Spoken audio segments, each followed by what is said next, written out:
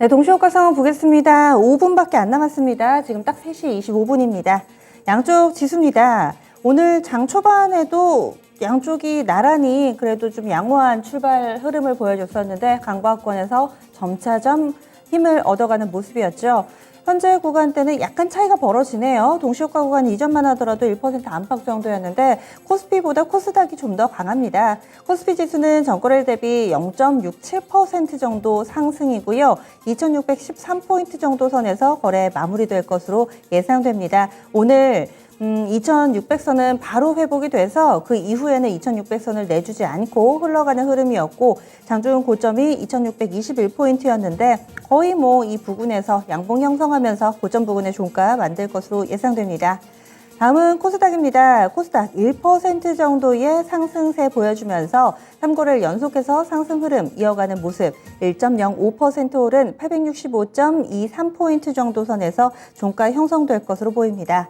오늘 상승 종목과 하락 종목의 개수로 보면은 오늘 3대 2 정도 됩니다. 그래서 이렇게 오르는 종목군들이 조금 더 많은 흐름이고요. 그 가운데서 특징이 있다면은 중소형주들의 실적입니다. 실적에 따라서 급등락을 펼치는 중소형주들이 상당히 좀 많았다는 점 눈길을 끄는데요.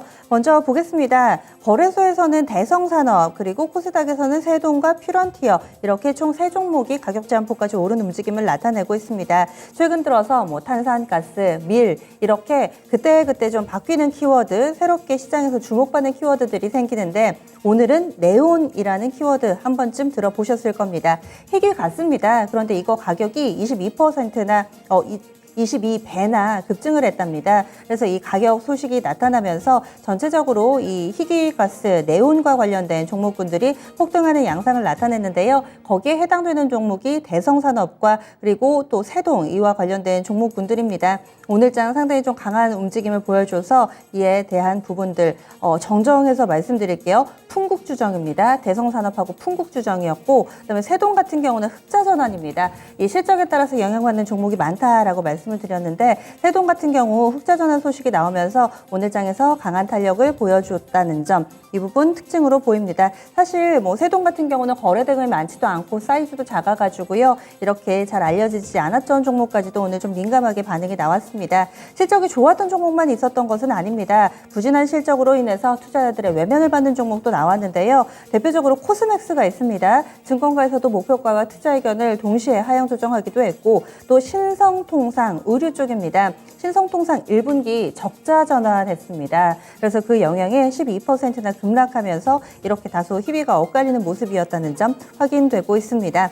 그리고 퓨런티어하고요. LMS 같이 좀 묶어서 보겠습니다. 현재 퓨런티어가 가격 제한폭까지 오르는 흐름을 보여주고 있는데 현대차 그룹 쪽에서 이슈가 나왔습니다. 현대차 그룹 쪽과 그다음에 비상장사인 SOS랩이라는 업체가 있는데요. 이 두 업체가 모바일 로봇용 라이다 공동 개발 업무 협약을 체결했다라는 내용입니다. 이에 따른 관련주로 LMS, 동훈하나텍, 그리고 퓨런티어까지 3종목이 좀 꼽히는데요. 해당되는 종목군들 현대차 효과 받으면서 오늘장 강한 움직임으로 마감까지도 이어지는 모습입니다. 여기서 조금 더 확산해서요. 자율주행이라든지 이런 키워드 아는 종목군들 모트렉스도 현재는 13% 정도의 상승권, 로봇 쪽 키워드 가지고 있는 휴림 로봇도 15% 정도의 오름세를 보여주면서 현대차가 앞으로 어떻게 또 미래를 그려 나갈 것인가 여기에 따른 낙수 효과 보는 종목군들 여전히 시장 관심이 뜨거운 상황이다. 라는 점 확인해 볼 수가 있습니다.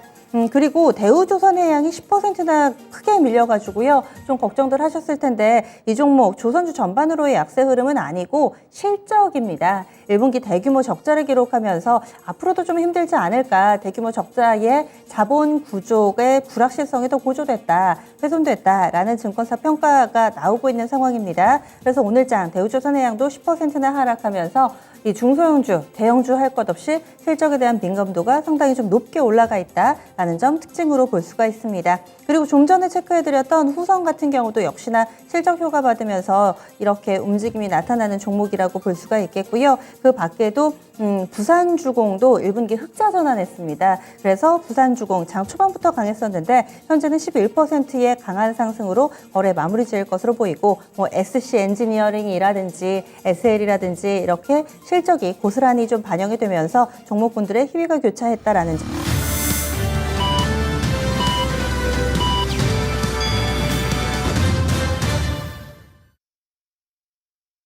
5월 17일 화요일입니다. 국내 증시 이렇게 마무리가 됐고요. 월요일까지만 하더라도 좀 불안하셨죠?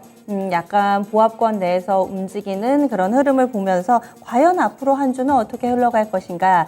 화요일장 되니까 어느 정도 페이스를 좀 찾아가는 우리 증시의 모습입니다. 그래서 오늘 양시장은 1% 안팎의 상승분로 거래 마무리됐고요. 특히나 동시효과 구간에 코스피가 약간은 좀 흔들리나 탄력이 좀 둔화되나 싶었는데 지금 얼핏 마감가가 그래도 고점 부근에서 형성된 것으로 보입니다. 그러면요, 주변국 움직임은 어땠는지 함께 보겠습니다.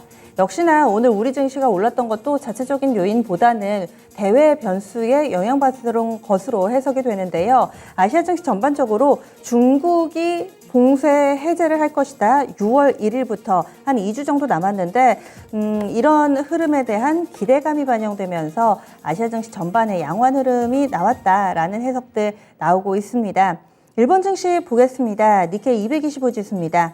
오늘 일본 증시 역시나 상승권으로 마감이 됐는데요. 강보합권으로 우리나라보다는 상승 탄력이 좀 약했습니다. 니케이 지수는 26,659.75엔대 거래 마감이 됐고요. 장중에 상승권에 머무는 시간이 길었습니다. 이렇게 강보합권 정도에서 장 초반엔 그렇게 강하지 않았지만 후반에 강해지면서 역시나 일본 증시도 양봉을 형성하는 양상이었고요. 다음은 중국 증시 넘어가 보겠습니다. 일본 봤으니까요. 중국 넘어가 보시면은 오늘 중국 증시의 흐름도 마찬가지 양상을 띄었습니다. 중국 증시 대체적으로는 좀 양호한 흐름을 나타내면서 현재 플러스권 내에서의 흐름 0.5% 정도 상해 종합 기준으로는 오름세 나타내고 있네요. 3088.45포인트 기록하고 있고요. 오전 같은 경우는 어제 부진한 경제지표가 발표됐기 때문에 보합권 왔다 갔다 했다면은 오후장에 상승으로 가닥을 잡으면서 현재 상해 종합 3088포인트입니다. 그리고 심천 쪽이 1% 넘게 오름세 나타내고 있네요. 오늘 아시아 쪽에서는 또 홍콩도 빼놓을 수가 없습니다. 홍콩이 2% 넘게 오름세를 보여주면서 아시아 증시 내에서는 홍콩 증시가 2% 거의 3% 육박하는 상승 탄력이고 지금 고점도 계속해서 높아지고 있네요. 흐름 굉장히 좋습니다. 다음은 환율 동향 넘어가 보겠습니다. 전체적으로 기술적인 반등이 좀 나타나고 있고 또 여러 가지 호재성 뉴스에 조금 더 귀를 기울이는 오늘이었는데요. 환율 역시나 마찬가지였습니다. 다소 원달러 환율의 상승이 안정되는 모습이었죠. 재차 1270원대로 진입이 됐습니다. 오늘 종가는 전거래일 대비 9원 10전 하락하면서 1275원에서 거래 마무리됐습니다. 1,300원이 거의 임박한 상황에서 오늘 일단은 좀 꺾이는 모습, 한 차례 숨고르기가 나타나는 모습이었고요. 원달러 환율 3거래일 만에 하락으로 지금 정정해서 말씀드려야 될 것 같아요. 원달러 환율이 오늘까지 3거래일 연속해서 하락하는 모습, 오늘 장 좀 크게 밀려 내려가면서 1270원대 중반에서 종가 형성했습니다. 그러면은 국내 증시 어떻게 마감됐는지 시황센터에서 보고 오겠습니다. 자, 오늘장 다소 완만하게 흘러간다 싶었는데 오후장 들어서 점점 상승 탄력을 좀 붙였죠. 코스피와 코스닥 모두 거의 고점 부근에서 거래를 마치게 됐습니다. 모두 상승 마감하게 됐는데요. 자, 그러면 화요일장 마감 시황 정리를 해드리겠습니다. 자, 코스피부터 먼저 확인을 해보실 텐데 코스피 하루 만에 또 상승으로 거래를 마치게 됐습니다. 자, 분봉통해서 확인을 해보시면요. 장 초반에 조금 올라왔었고 그 뒤로는 사실 큰 폭의 변화를 보이지는 않았습니다. 자, 그런데 후반 들어서 이렇게 상승 탄력을 조금 더 붙여주면서 거래를 마치게 됐죠. 고점 부근을 만들기도 했고요. 2620선에서 거래를 마쳤습니다. 자, 이어서 수급 상황 살펴보도록 하겠습니다. 자, 오늘장 보시면 기관의 매수가 상당히 좀 뚜렷하게 나타났던 하루였습니다. 자, 보시다시피 지금 수급 확인해 보시죠. 기관 쪽에서 4,600억 원 이상 이렇게 뚜렷하게 매수가 더 많은 모습이었고요. 자, 외국인은 반면에 1,500억 원 정도 매도가 더 많았습니다. 개인도 3,000억 원 이상 매도가 더 많은 모습 확인이 됐습니다. 자, 이어서 업종별 등락도 살펴보겠습니다. 자, 오늘 상승하는 업종이 더 많았습니다. 등락률 상위부터 체크를 해보실 텐데 가장 크게 올랐던 업종 보시면요. 은행입니다. 2.29% 상승으로 거래를 마쳤죠. 자, 은행 지난주 업종지수 바닥을 찍더니 사흘째 상승입니다.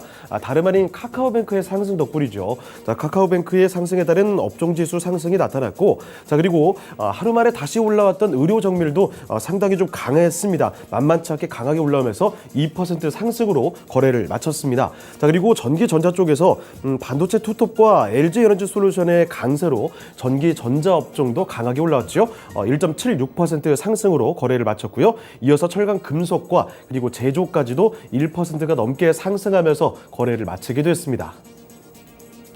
자, 다음으로 등락률 하위 순으로도 체크를 해보겠습니다. 가장 크게 내려온 쪽부터 먼저 살펴보시면요. 음식료품 업종이 오늘 하루 만에 아주 약세를 보였습니다. 1.5%가 크게 좀 밀렸는데요. 어제장만 해도 아주 강했는데 어째 좀 윗꼬리를 단다 싶더니 하루 만인 오늘 이렇게 강하게 좀 차익 실현 나오면서 거래를 마치는 모습 크게 좀 밀렸죠. 자, 그리고 그 뒤를 이어서는 섬유의복 업종 부진했습니다. 0.71%. 그러니까 섬유의복은 사흘 만에 좀 내려오는 모습 확인이 되면서 오늘장 부진하게 업종 지수 나타났고요. 자, 그리고 그 뒤로 운수 창구 업종 해운에서 H&M 같은 종목이 하락하면서 0.4%대 하락으로 거래를 마치게 됐습니다. 그리고 운송 장비 소폭 좀 밀렸고요. 조기 목재는 0.1% 오르면서 거래를 마치게 됐습니다. 자, 다음으로 시가총액 상위 종목들 흐름 보겠습니다. 상승 종목이 더 많았습니다. 오늘 지수 상승은 최상위에 있는 3인방이 한 몫을 좀 크게 했죠. 반도체 투톱부터 삼성전자, SK하이닉스, 그리고 2차전지 배터리인 LG 에너지 솔루션, 이렇게 시총 1위부터 3위까지 자, 모두 다 2% 안팎의 상승하는 흐름을 나타내면서 거래를 마치게 됐습니다. 삼성전자 1.96% 올랐죠. 67,600원에서 거래를 마쳤고요. SK하이닉스도 비슷한 수준이었습니다. 11만 2,500원에서 거래를 마치는 모습. 자, 그리고 LG 에너지 솔루션도 2%대 크게 오르면서 40만 8,500원에서 이렇게 뚜렷한 강세를 보여줬죠. 자, 그리고 2차전지 배터리 쪽으로 더 이어가 보시면요. 삼성 SDI도 오늘 상승이 일단 나왔습니다. 보시면 0.6% 오르면서 59만 1,000원에서 거래를 마치는 모습 확인이 됐습니다. 자, 그리고 LG 에너지 솔루션의 모회사인 LG화학의 변동폭은 좀 제한적인 수준으로 연출이 됐죠. LG화학은 0.39% 소폭 밀렸습니다. 50만 5,000원에서 거래를 마감하게 되는 모습 확인이 됐고요. 자, 그리고 다음으로 바이오 종목들 보시면 삼성 바이오로직스 크게 떨어졌다고 볼 수는 없지만 5거래일째 하락, 연속적인 하락이 나타났습니다. 삼성 바이오로직스가 0.5% 밀리는 모습이었고요. 아래쪽에 좀 내려가 보시죠.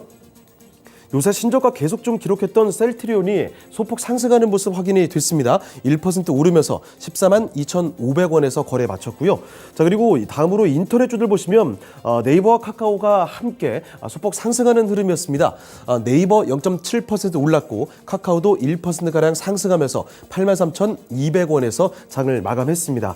자, 그리고 자동차 쪽에서는 현대차가 좀 혼자 올라왔습니다. 자, 오늘 모바일 로봇 개발을 위해서 센서 업체와 MOU를 맺었다는 소식을 전했는데 1%가량 오름세였죠. 현대차는 0.8% 올랐습니다. 다만 기아 같은 경우에는 최근 좀 요새 잘 나갔었는데 지난주 금요일에 고점 만들고 나서 어제와 오늘장에서는 상대적으로는 좀 부진한 모습이었습니다. 하지만 낙폭을 다 줄이면서 거래를 마쳤죠. 보합 수준에서 85,200원에서 장 마감이 됐습니다.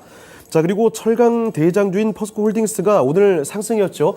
전장 대비 2%대 올라오면서 28만 7,500원이었고요. 자, 은행주들이 조금 부진했습니다. KB금융이 뚜렷하게 하락하는 모습. KB금융은 1%대 내림세였고요. 신한지주는 0.1% 소폭 상승하면서 거래를 마치게 됐습니다. 삼성물산도 오늘장에서도 뭐 강세를 이어가는 모습이었죠. 삼성물산 1%대 올라왔습니다. 자, 다음으로 특징주 보겠습니다. 자, 오늘장에서 눈에 띄는 상승과 하락을 보이는 종목들, 사실 그 이유를 찾아보면 모두 다 실적이라는 키워드가 붙은 종목들이었습니다. 이견의 여지가 없이 실적에 따라서 희비가 엇갈리는 장이었다고 볼 수가 있을 텐데, 자, 일단은 우선 부진했던 쪽을 먼저 보겠습니다. 자, 화장품주들이죠. 특히 이 코스맥스입니다. 자, 코스맥스 쪽에서는 1분기 실적 쇼크에 급락세를 보였습니다. 무려 10%가 넘게 급락하면서 63,600원에서 거래 마쳤고요. BTI도 크게 좀 밀렸습니다. 자, 그리고 한국콜마도 6% 넘게 밀리는 모습 확인이 됐는데, 자, 이 아모레퍼시픽 이쪽에서도 오늘 횡령 이슈가 이쪽까지 번집니다. 자, 그래서 화장품주들 분위기는 전반적으로 좋지는 않았습니다. 자, 거기다가 화장품주들뿐만이 아닙니다. 이 아래쪽에 보시면 조선주들도 눈에 띄었죠. 대우조선해양이 일단 1분기 대규모 적자, 실적 쇼크에 따라서 급락했습니다.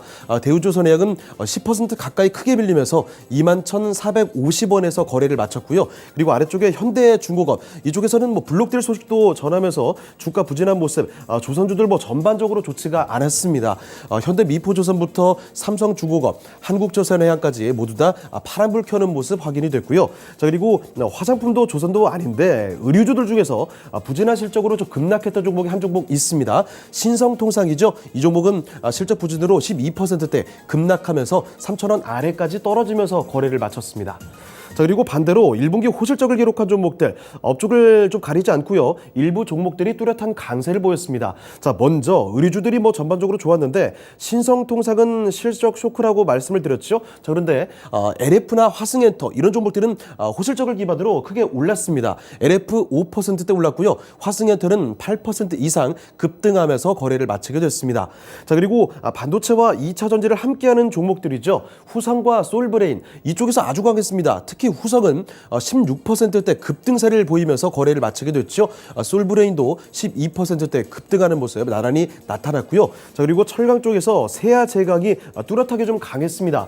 이 종목은 전장 대비 6%대 오르면서 18만 7,500원에서 거래 마쳤고 화학 쪽에서 송원산업 7% 넘게 올랐죠. 자, 그리고 코스닥 종목입니다만 엔터주 중에서 SM이 호실적으로 급등세를 보였습니다. 오늘 전장 대비 12%대 크게 오르면서 거래를 마치게 됐습니다.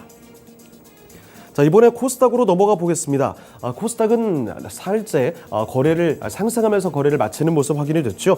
전장 대비 1.14% 올랐습니다. 포인트로 10포인트 가까이 좀 올랐고요. 거래 대금은 좀 부진했는데요. 6조 원에 좀 못 미치는 수준. 오늘장 865포인트가 종가가 됐습니다. 자, 분봉톡에서 확인해 보시면 거래소와 좀 비슷한 패턴이었는데요. 특히 오후장 들어서 상승 탄력이 조금 더 강하게 붙는 모습 계속해서 확인이 됐습니다. 결국 장 막판에 고점을 기록하면서 870포인트 조금씩 다가서면서 거래를 마쳤죠. 866포인트 근접하면서 거래를 마치게 됐습니다. 자, 이어서 수급 상황도 보겠습니다. 역시 어제처럼 기관의 매수가 좀 뚜렷하게 나타났던 하루였습니다.